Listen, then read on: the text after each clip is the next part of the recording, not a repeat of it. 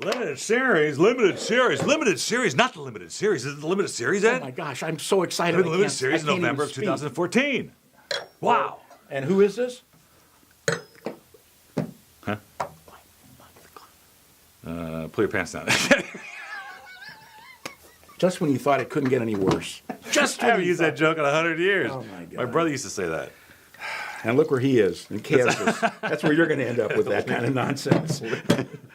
Oh my goodness! All right, crusted pie. Hey, our friends from Crusted Pie again. When was the last time we did the Cabernet of theirs or something? Cabernet Franc. Cabernet Franc. Yes, I don't remember, but this is phenomenal. Wow, what are those? This is Pinot Noir from Santa Barbara County. Mm-hmm. You know, perhaps I'm guessing. Fresh, sweet. I love Pinot Noir from the Central Coast, Santa Barbara, San Ynez, that whole district. I think exemplifies Pinot Noir more than Napa and Sonoma does, in my opinion. Well, I'm sorry, yeah, we're doing Napa. Well, Napa doesn't make very many good Pinots. I mean, it's just the way it is. Sorry, guys, but very few. And the cooler upper climates are, they can do pretty well. But Sonoma's definitely got the lock on it with Russian River, which I'm not particularly crazy about, or parts of Carneros, because I don't think they have enough acidity. They have all this bright, sweet cherry fruit. They taste like Vicks, cough drops, Smith Brothers cough drops.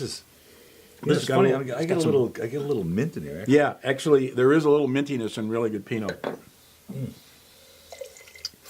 A lot of people ask me, how do you get all these flavors in the wine? Because it's just grapes, unless they put it in it. Well, obviously you don't. But that's what makes wine from grapes so interesting, because it can take on so many different flavors that aren't really part of the taste of the grape until they make it into wine. And that's the beauty of wine versus beer, which I love beer. But if you make Heineken in 1979, yeah, and you want to taste the same. Right? Exactly. Same with bourbon, Scotch. But wine, you have to work with. In fact, the winemaker at Monterey at the Han Vineyards was saying, my job is really easy. I get good fruit from our vineyards, and it's really my job to stay out of the way of it. Yeah, to not screw it up. Well, a good winemaker will tell you that. So anyway, $28.99 on the shelf, $16.99 the reorder price, and it's a 96 for me. 97 for me. I think it was great. Okay, fine. Love the spiciness. There's not that much difference. It's only 1 point. It's a 100-point scale. Come on, it's like 1% difference. Think about it. Don't think about it. Okay, so here's something that we haven't done. Well, we've done one. And because Chilean Pinot Noirs don't taste like Pinot Noir, and Argentinian Pinot Noirs don't taste like Pinot Noir, this one tastes like Pinot Noir. No. It does. This Wow. is from what district?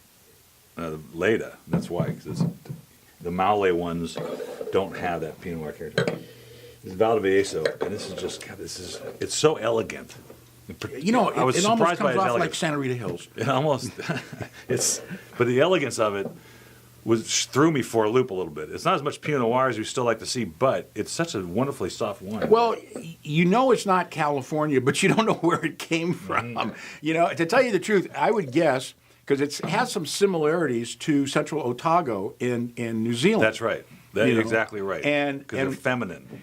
Very, very. And yet there's some guts to it. I mean, Pinot Noir, first of all, every red wine except one, Alicante Bouchette, the juice from the grape is clear white. Oh. If you crush it, you don't let it touch the skin, you get a perfectly white wine. Okay, so the only way you get color out of wine is to have skin contact. Well, Pinot Noir has one of the thinnest skins of any major grape. So they're not normally going to be very dark. When you get dark Pinot Noir, that means it's been manipulated. They have chilled the temperature down so that the skin contact stays longer, because it only extracts flavor while it's fermenting. As soon as fermentation's over, it's done. That's it. You don't get any more color. And I like these wines that are not over extracted, over manipulated, and this is certainly one of them. I'm glad you said that about the Alicante Bouchette, because I could not remember yesterday when the Armenian guy was in there. There's an Armenian grape, an indigenous Vitis vinifera Armenian red vinifera grape. Yep. Really? That has red pulp. Oh, and yeah. They make a rosé out of it. That's very, very unique. And so they make a rosé, and it's dark rosé color, but it has no skin contact. And I was shocked. I said, there's one other grape I couldn't remember what it was that I know. Well, the thing is, Alicante Bouchette is not vinifera. It's a Vitis labrusca. Oh. It's a labrusca variety. It's the only one that actually makes really good wine. Actually, I've had some of those wines from the Midwest like Chambourcin and Baco Noir, when they're properly made from places like Kansas and Missouri, they're actually some pretty nice wines, you know? You wouldn't want to drink a lot of it. But. Well, I wouldn't want to drink a lot of anything except maybe this, which I'm giving a 97 to. I give a 96. Okay, fine. Now, my friend, Peter Koff. Oh. One of the few master of wines in the world, and probably one of the few that We're not doing his wine yet. Distributor, yeah, we are. No, we're not. We're doing the Martino Ximenx. Pedro Ximenx. Now, for those of you that actually read... I retract that previous statement until the next wine. Those of you who read my newsletter, I love PX. I mean, PX is a fabulous grape, but it's almost always seen in sherry, where they make really sweet wine out of it. And we've done one before that, and it was the first time that I didn't want to write the story until I had actually tasted the wine ahead of time, because I went, I can't think of what this would taste like, you know? Well, not to be confused with the Ed Sullivan Show. My name, Pedro Ximenx. Yeah. But yeah, this makes, actually Pedro Ximenx makes the deepest, heaviest cream sherry. That's right. Generally, right? Mm-hmm. So exactly. It gets very, very sweet. In this case, it's bone dry, and what a wonderful flavor. Absolutely delicious bottle of wine. Just unbelievable. Just, you know, it is so unique. I mean, you taste this and you go, what is it? I don't know what it is. I mean... That's the beauty of it. And it probably takes some vinification that somebody, especially back in Argentina, because Pedro Ximenx, if you're making sherry, you're not making it in Argentina. No. So you make it in Jerez. Jerez. De Frontera. But the fact is that it's just a very unique tasting grape. I mean, when you're guessing what a wine is, when you don't know what it is, and you know somebody gives you a blind wine and you're trying to look like an idiot trying to figure out what it is, it's really hard. The first thing you do is, what is it not? Okay, yeah, right. And I just went through every grape I know, and it's not any of those, so I give up. I got it with PS. This is a 97 for me because absolutely. It's just really cool. $24.99 on the shelf, $12.99. You are not going to get a more unique, enjoyable wine for that kind of money anywhere in the world, except the Wine of the Month Club. Ed Maciana. My name. Yeah, he had that astronaut shtick. Yeah, really funny. That was Bill. Bill, yes, Bill something. Bill Ximenx. Daily Bill. Dale. Now we're talking about his friend, who I've known much longer, Peter Koff.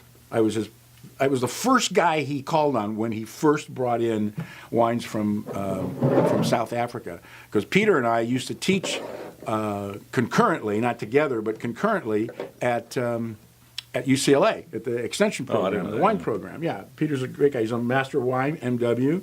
Which is one of 180 in the world, and he with an 8% pass. Did you know that's 8% of the people pass the test the first time?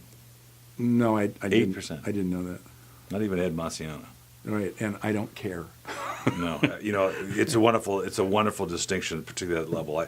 I'm not so impressed with sommelier distinctions because really that's kind of a misnomer. But this, you know, he had a great day in here the other day. He hasn't been in for a while.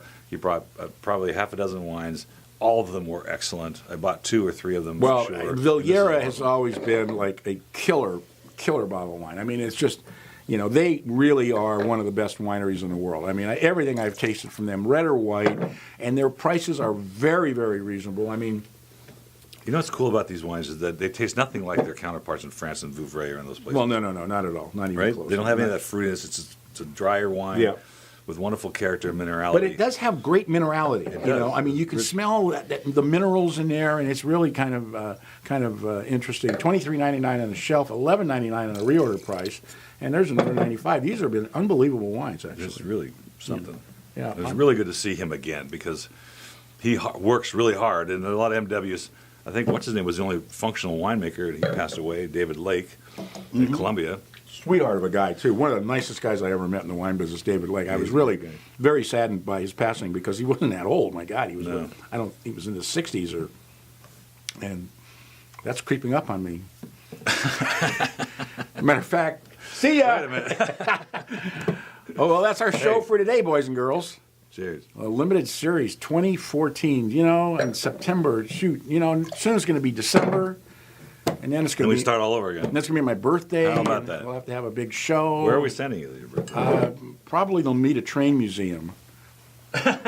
You know, because I got second place was 2 nights. First place was 1 night. It's an old joke. He's a little slow today.